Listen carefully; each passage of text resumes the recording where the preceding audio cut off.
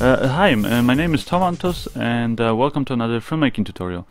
This is actually a continuation of the previous tutorial where I explained various tips and tricks when filming documentary type of work on remote locations. In the previous video I talked about some of the equipment that I used, camera and lenses, and in this tutorial I'm going to talk about audio. Sound is a big part of any film, and getting good sound, while on location and in these remote places is again an issue. If you're working in a film, you can you have the luxury of having cables and microphones and on booms and having people actually operating it for you. But when you're on location, a lot of times you end up just being stuck out there, completely on your own. Or I would sometimes have maybe one assistant with me while my producer was off, trying to get permits and arrange interviews with other people. And so really you do want to just be able to handle most of the stuff completely on your own. And I think the best way, or at least the best way that I found for me to do this, is to use the portable Zoom H4 audio recorder. The one that I have up here is an older model. There's a newer one out there which has even more better options, but overall though, it's whether you get the old model, the newer one, it's I find that it's sufficient for most audio recording. The recorder itself can record in up to 96 kilohertz audio quality. You can connect to it other external microphones and things like that. But if you just simply want to be able to just get good location sound or just ambient sounds from the locations you're filming in, then it works most of the time. It has its own battery pack, so you're not draining the battery off of your camera. That it allows you to plug in headphones, because you really do need to be able to monitor what you're recording. And then it also should have some kind of a wind a screen of protection. The Zoom H4 that I got actually didn't have anything, so as you can see, I basically just bought some of this fluffy kind of fake fur, I don't know what you call it, at a fabric store, and very easily made my own for I think cost me maybe around around $5. And I would basically put this the fake fur over the microphone, and that would really help when especially when filming out on a beach, where it's very windy. This is actually how the audio sounded while filming this one interview on a beach. La marea alta, cualquier bañista o cualquier persona que no sepa nadar, el mar alto es. That's the actual sound that I was recording on the 7D, and this is the sound that I managed to record on the Zoom H4. Y hacen turbulencia, y eso es la corriente que te jala, pero eso pasa cuando la marea está bajo. Y es donde los bañistas tienen que hacer. Here's another example, while filming an interview actually on a busy street in Montañita.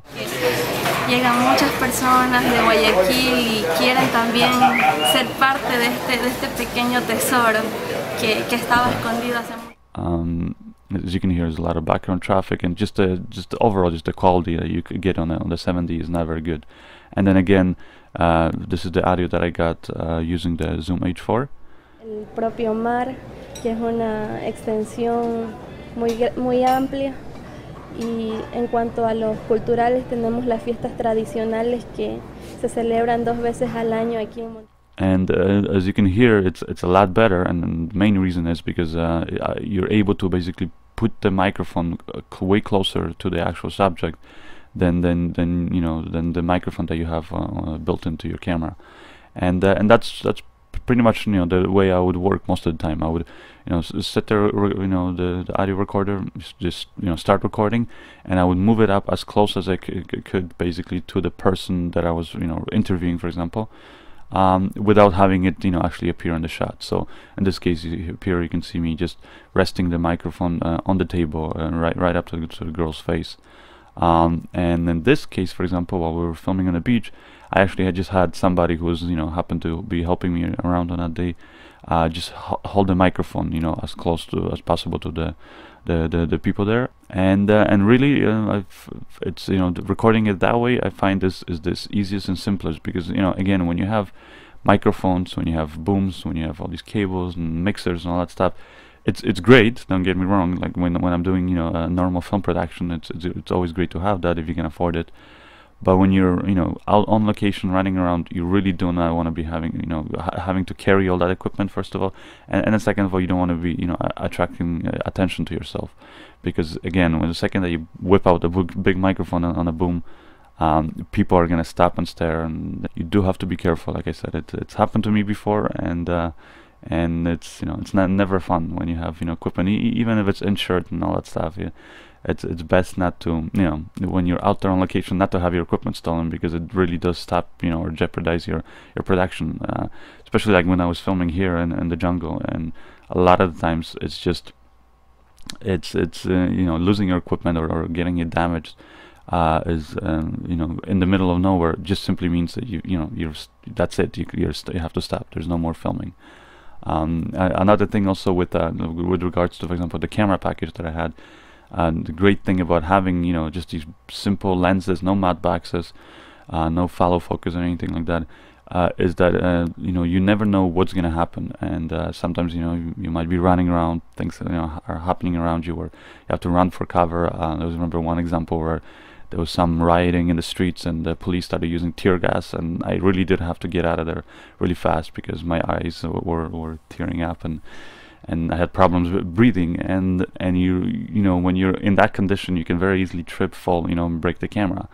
And so if you're carrying around a lot of equipment, expensive equipment with you, then it's going to be that much harder.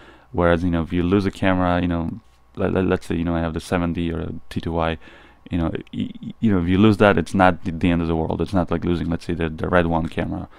Another thing is when you're filming out in nature and wildlife, you'll get sometimes the animals coming up to you, like you see here, and they'll just be curious. And actually, in this case, this monkey was kind of grabbing at this lens shade that I had on the camera, and then eventually it jumped on my back, and it ended up stealing the microphone cover that I showed you earlier. And again, if I had spent a lot of money on this microphone cover, and it would be a lot more painful losing that. But in this case, I could very easily let the monkey take the microphone cover and just go with it, and while I had fun, it eventually actually did end up returning it, so that's a good thing. But yeah, those are the kind of things that you never know really what's going to happen when you're filming out on location, and when you're doing documentaries and that type of work. So the last thing that I want to talk about is just little tips when you're actually filming, and to make your life easier later on when you actually need to go and edit all your footage. If you're doing, for example, just getting maybe nice like landscape shots, or just candid shots of people going about their daily lives, what you want to keep in mind is like I said, you want to always look around and take in as much of the surrounding, and kind of pick out the most interesting things that on that given location that you can capture, and then really what you want to do is you want to sort of dedicate yourself to one thing at a time. What I find a lot of times people do is especially when they're on vacation or somewhere, they'll end up panning the camera around left, right, up, down, and because there's so many things that they find interesting, and it's great to be in that mindset, because that means that you're looking at the location with the fresh perspective, and so it's good to be excited, but at the same time you want to kind of contain yourself and remember that it's no good if you just end up getting all these quick 1 or 2 second shots that that are constantly shaky, because you're constantly shifting your attention from one thing that you see to another, and then and then another thing, and you're constantly changing focus and the framing and all that stuff. And then later on when you go to edit this stuff, you're gonna find out that it's very hard to edit it, because most of the footage is either shaky or slightly out of focus or something like that. And so even though they're nice looking shots, they're just they have all these problems in it, and really what you want to do is you kind of want to spot something, let's say something interesting happening, like the way you see me doing here, and just sort of commit yourself to it and start recording. And even if if something else happens to cross your frame, or you see something else that's interesting, you do not want to deviate from it. You just want to kind of stick to it and get at least a good solid 10 seconds, for example, of this shot, And then, you know, while you're filming that shot, you can take your eyes away from the camera and look around, you know, let's say, you know, off screen, and see, okay, is there something else that I can, you know, record right after I'm done with this shot.